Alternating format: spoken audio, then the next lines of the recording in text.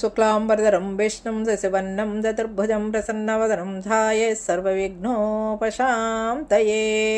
మనం రామాయణంలో రోజుకి కొన్ని శ్లోకాలు నేర్చుకుంటున్నాం కదండి. ఇవాళ మరికొన్ని శ్లోకాల గురించి మనం నేర్చుకుందామండి. ఊర్జే మాఘే సితే పక్షే చైత్రే చ ద్విజసత్తమాః నవం యహానే శ్రోతవ్యం రామాయణ కథామృతం ఇత్యేవం శృణుమాద్యస్తు శ్రీరామచరితం శుభం సర్వాన్ కామానవాప్నోతి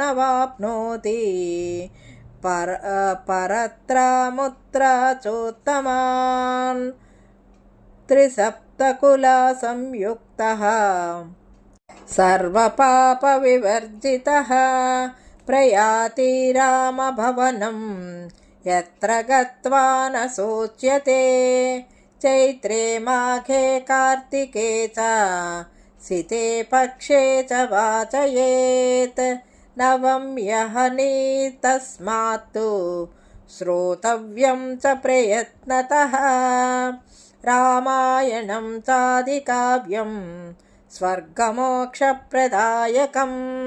తస్మాత్ కలియుగే ఘోరే సర్వధర్మబహిష్కృతే నవం యాహని శ్రోతవ్యం రామాయణ కథామృతం రామాయణ పరాయేతు ఘోరే కలియుగే ద్విజాః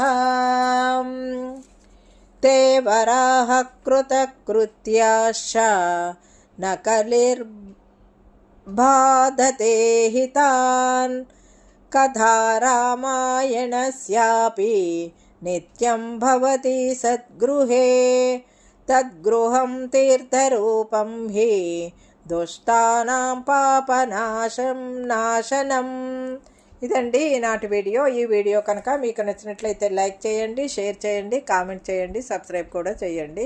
మరిన్ని వీడియోలు కావాలంటే బెల్ ఐకాన్ని నొక్కండి. Thank you very much. మీ అమూల్యమైనటువంటి అభిప్రాయాలను, సూచనలను మాకు తెలియచేయండి.